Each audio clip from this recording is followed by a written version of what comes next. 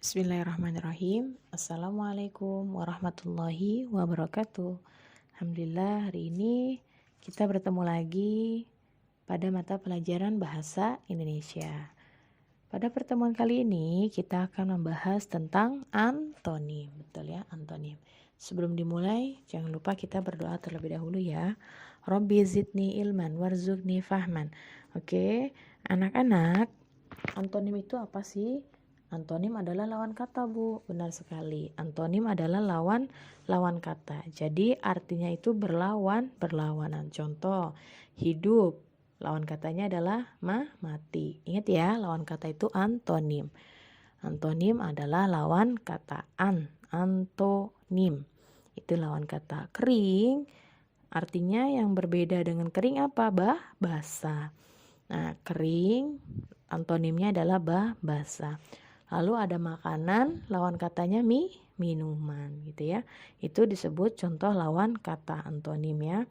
Bersih, kotor. Lalu ingat, ada lupa. Itu antonimnya ya. Lawan kata ingat, lupa. Lalu lawan kata terang, gelap. Lawan kata sehat, sakit ya. Itu adalah contoh-contoh antonim yang artinya atau maknanya itu saling berlawanan. Oke, kita lanjutkan.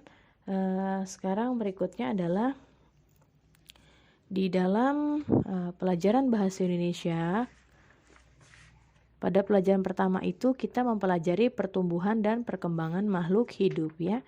Bahasa Indonesia dimulai dari yang lalu kita mempelajari ciri-ciri makhluk hidup di bahasa Indonesia ya, sama seperti IPA Bu. Iya, pertumbuhan dan perkembangan makhluk hidup. Nah, di pertemuan kali ini kita akan membahas pertumbuhan atau cara berkembang biaknya tumbuhan ya. Cara berkembang biaknya tumbuhan itu ada yang melalui tunas. Contoh tumbuhan yang mengalami perkembangbiakan dengan tunas ada pisang.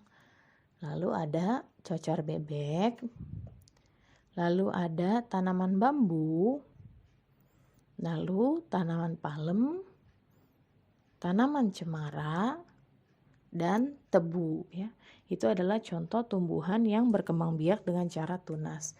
Jadi ke 6 pohon tersebut atau tumbuhan tersebut itu berkembang biaknya tidak melalui biji ya. Jadi melalui itu tunas. Oke, berikutnya ada juga tumbuhan yang berkembang biak dengan bunga. Jadi melalui bunga ia berkembang biak. Contohnya apa saja? Itu ada pohon salak. Salak itu melalui bunga ya berkembang biaknya.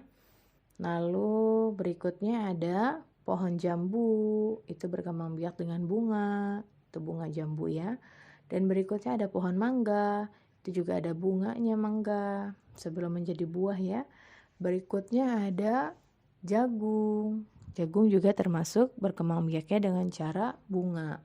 Dan ada pohon pepaya. Pohon pepaya juga termasuk tumbuhan yang berkembang biak dengan cara berbunga ya. Oke, kita lanjutkan.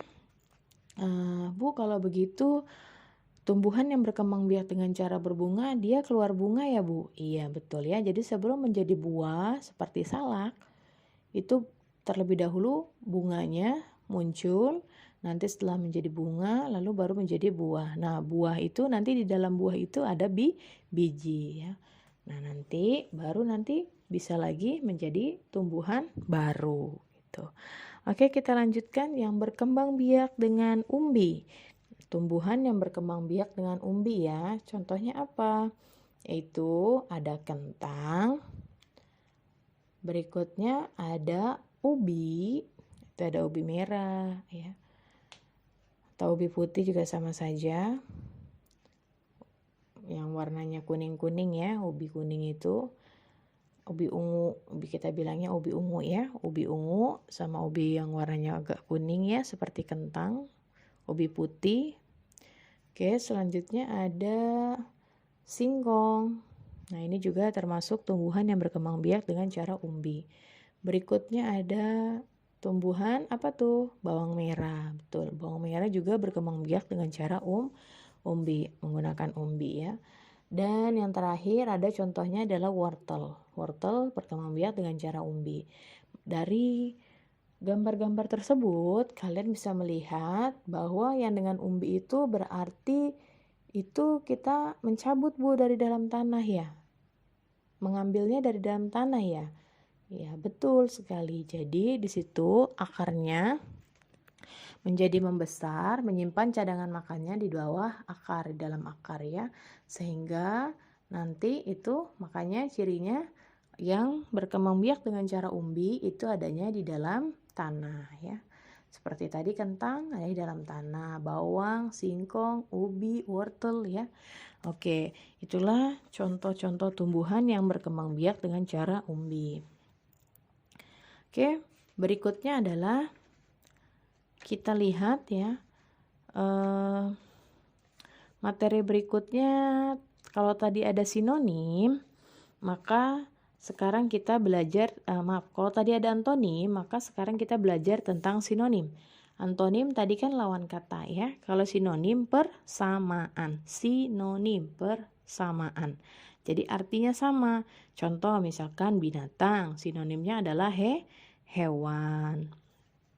Menemui, sinonimnya adalah menjumpai. Terkejut itu sinonimnya kaget. Jadi sama artinya, terkejut sama kaget sama, menemui sama menjumpai artinya pun juga sama. Binatang dengan hewan artinya pun juga sama. Oke. Sangat, sinonimnya apa? Paling. Sangat dengan paling. Sangat hebat, paling hebat. Itu artinya memiliki arti yang sama. Oke. Jadi udah tahu ya beda antonim dan sinonim. Kalau antonim artinya berlawanan, kalau sinonim artinya sama, persamaan kata. Oke, berikutnya adalah kita akan membahas tentang dongeng. Apa itu dongeng? Apakah cerita asli atau tidak? Tidak ya, dongeng adalah cerita yang tidak benar-benar terjadi.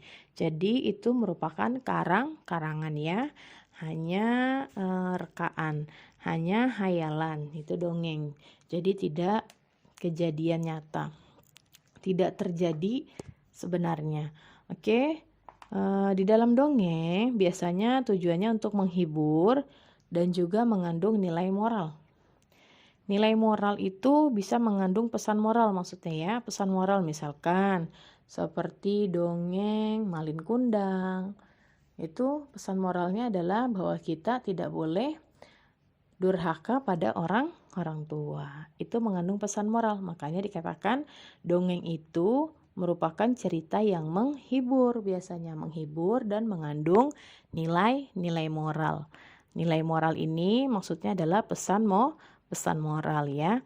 Nah, kalau tadi Ibu contohkan Malin Kundang, kalau di buku paket kalian ada contoh dongeng namanya burung walet ya. Itu nanti bisa dibaca sendiri oleh kalian.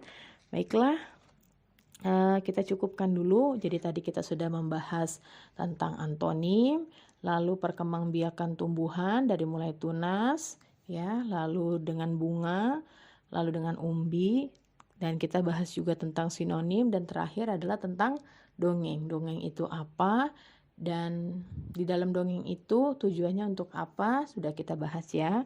Mudah-mudahan kalian paham sampai materi ini. Kita cukupkan dengan doa kafaratul majlis. Subhanaka Allahumma wa bihamdika asyhadu an la ilaha illa anta astaghfiruka wa atubu ilaik. Assalamualaikum warahmatullahi wabarakatuh.